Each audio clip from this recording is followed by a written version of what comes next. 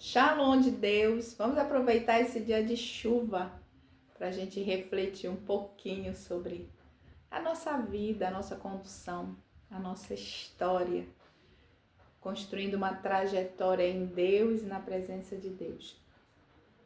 Ainda refletindo sobre o que nós temos falado, sobre a convivência, os relacionamentos, os conflitos que envolvem essa questão de relacionamentos. E se nós formos analisar nos dias de hoje, o número de pessoas que eles preferem viver só, entre homens e mulheres, que têm se acostumado com a solidão.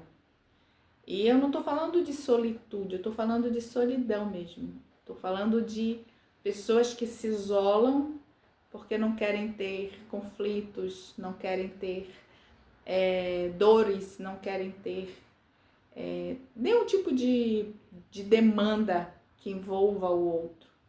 Então a gente vê um número grande de pessoas que estão se isolando, vivendo só, terminando a sua vida sozinha, sem o outro. O outro dá trabalho? Dá. O outro dá problema? Dá.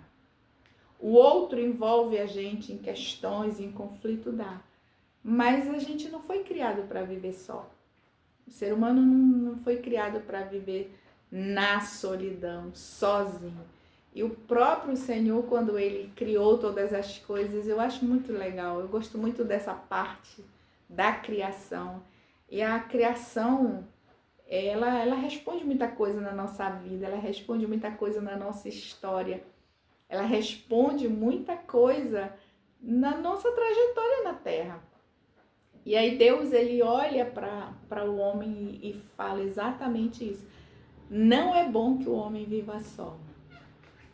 Falhei uma auxiliadora idônea que possa estar todo o tempo contribuindo para que esse homem e essa família possa ser conduzida da melhor forma. E quando a gente olha para os dias de hoje, a gente percebe que isso vai muito na contramão daquilo que Deus falou inicialmente, que não é bom que o homem viva só. E quando eu estou me referindo a homem, eu estou me referindo a homens e mulheres. Então, em nome de não ter um conflito, em nome de não ter nenhuma demanda, em nome de não ter nenhum tipo de problema, diria, esse homem, essa mulher, eles se isolam, eles vivem sozinhos, sem nada, sem ninguém. E eu sempre fico pensando, eu não nasci para viver só. Eu respeito quem quer viver só, quem gosta de viver só, mas eu não nasci para viver só.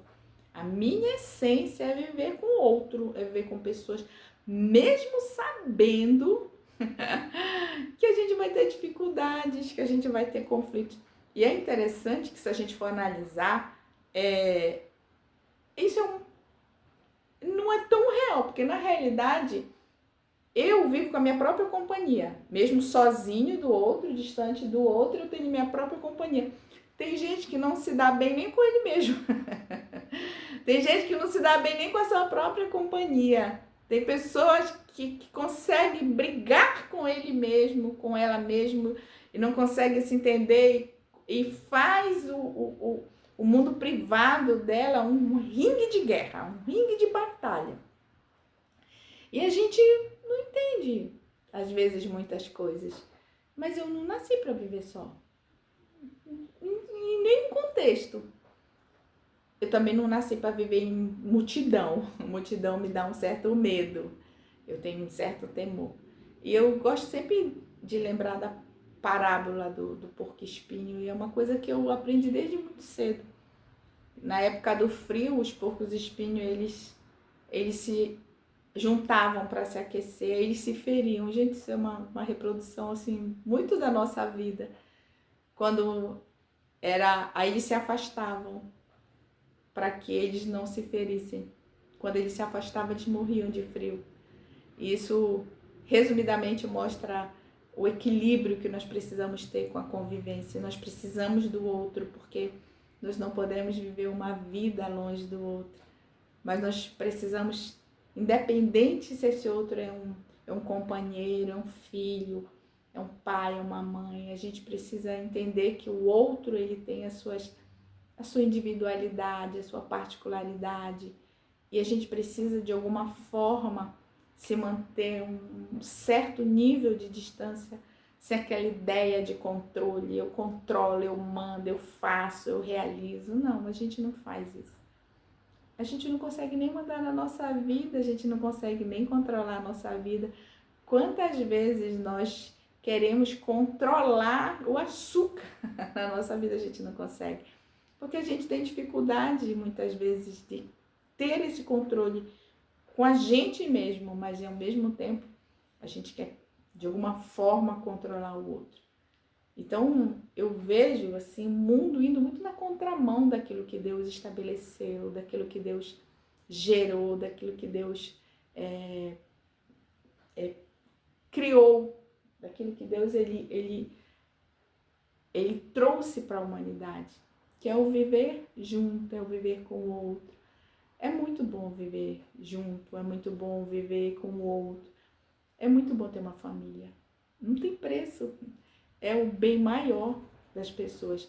E não é à toa que existe toda uma agenda para querer destruir a família, para querer tirar do homem essa questão do sacerdote, do masculino, do homem, sabe, real, aquele homem que é o provedor. E não é à toa que colocam a mulher em um lugar que muitas vezes entra numa ideia nós ganhamos, nós ganhamos esse espaço. Eu quero um espaço que eu sempre tive. Eu não quero outro espaço. Eu quero estar no espaço daquela auxiliadora, não tem problema. Eu sou bem resolvida quanto a isso. Eu não preciso ser a provedora da casa. Eu sou muito bem resolvida quanto a isso. Eu já tive essa ideia no passado de querer eu resolver, eu querer fazer. Recentemente eu vi um vídeo de uma não sei quem é, achei muito interessante. Ela disse assim, eu tô aqui aproveitando, tô na coberta, eu decidi ficar aqui nesse momento, aproveitando esse momento, esse dia. Meu marido tá lá trabalhando, porque eu entendi o meu lugar. Eu também entendi o meu lugar. Mas demorou muito eu entender o meu lugar. Porque eu queria ser o cabeça, eu queria mandar, eu queria ordenar, eu queria controlar, eu queria fazer, eu queria decidir, tinha que ser do jeito que eu queria, da forma que eu queria, para depois de muito tempo entender que eu estava no lugar errado. E dói quando a gente constrói toda uma estrutura de vida e mental e chega lá na frente você descobre que esse lugar que você está agora não é seu. Isso é muito doído, isso dói demais, isso mexe com o nosso ego, mexe com a nossa estrutura. E aí, quantas vezes eu me achava, né, dava conta, ia, fazia, resolvia, ia atrás, resolvia, me achava, mas ao mesmo tempo ficava com raiva porque ele não tinha feito. E aí por que isso dá raiva? Porque a gente tá fazendo algo que não é nosso, não é pra nós. Então, uma das coisas que nós precisamos ter muito bem definida é qual é o nosso papel enquanto esposa, qual é o nosso papel enquanto mãe, qual é o nosso papel na família. E quanto mais definido esse papel, muito bom para nós. Isso é bênção para a nossa vida, isso é bênção para a nossa casa. Qual é o nosso papel pautado de acordo com a palavra de Deus? O homem é provedor. Mesmo que o mundo grite, mesmo que o sistema diga, não, você ganhou, eu não quero ganhar. Não, deixa o homem ser provedor, eu acho ótimo. Não quero, essa parte eu abro mão. De fato, eu abro mão. Eu já vim dessa história, eu já vi esse filme e na minha vida esse filme não deu certo. Então eu quero estar dentro de casa mesmo. Não tem problema não, eu fico dentro de casa. Eu me dou bem comigo mesma, eu me dou bem com as panelas. Não, às vezes eu não me dou tão bem assim. De vez em quando a gente se estranha. Mas é um conflito raro. Não, raro não. É um conflito breve, na realidade. Mas a gente volta a se entender naturalmente. Não, eu quero provedor. E é isso que eu quero para minha vida. Provedor. Eu não quero estar nesse lugar de eu ser a cabeça, eu ser a provedora. Não, não, não, já vim disso. Não gostei desse filme de forma nenhuma. Não, não, não, não, não. Esse filme foi reprovado na minha percepção, na minha visão. Voltei aos princípios da palavra e agora eu entendo que eu não sou a provedora. Que apesar de muitas vezes, por exemplo, a mulher quando ela tá sozinha, que ela não tem um companheiro, ela não tem ninguém, ela obviamente que ela tem que ser a provedora, ela não tem um homem, um companheiro, um marido, mas a partir do momento que tem um marido, que tem um companheiro, ele precisa ser o provedor, porque isso é bíblico, isso é de Deus, isso é bênção para nós. E quando dentro do contexto familiar a mulher entende o seu lugar, a mulher entende o seu papel, a mulher consegue lidar com esse papel, desenvolver esse papel, é maravilhoso, é lindo, é muita bênção. É muita, muita bênção. E eu só tenho a agradecer a Deus porque eu vim dessa história. Já levantei essa bandeira no passado. E hoje eu enrolei essa bandeira. Na realidade eu não enrolei, eu queimei. Para eu não ter desculpa, para eu não precisar desenrolar essa bandeira e levantar de novo. Eu sou a provedora. Não. Eu sou enquanto eu estou só, digamos. A pessoa está só. A opção é ela fazer, ela ser a provedora. Mas uma vez que tem um companheiro, ele é o provedor. É ele que tem que fazer, segundo aquilo que a Bíblia tem. Com o suor do teu rosto ganharás o teu pão. É o homem que o Senhor deu. Então, dentro do contexto da família, quando a gente desenvolve, estabelece os papéis, é muito bom. É muito bom quando os papéis são estabelecidos, quando os papéis são divididos e cada um consegue desempenhar o seu papel. É lindo demais. É muito gratificante ter uma família.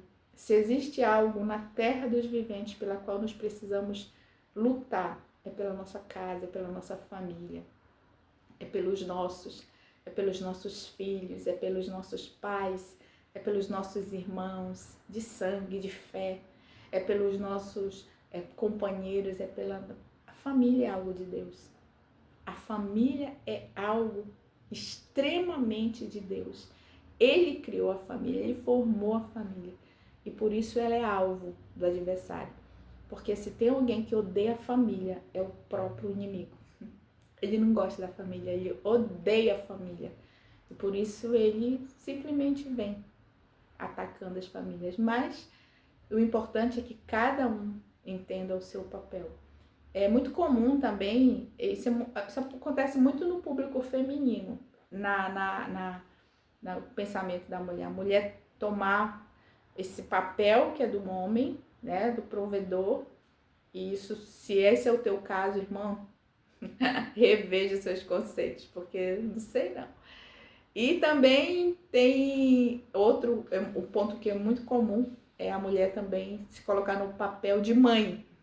É muito comum a gente, no atendimento, a gente ouve uma mulher e ela fala, e ela imagina assim que ela tá abafando, aí no final a gente só tem uma palavra para dar, esse lugar não é seu, sai desse lugar, porque esse lugar é de mãe, você não é mãe, você é companheira, você é auxiliadora, idônea, você está acompanhando lado a lado do seu esposo, você não é mãe dele.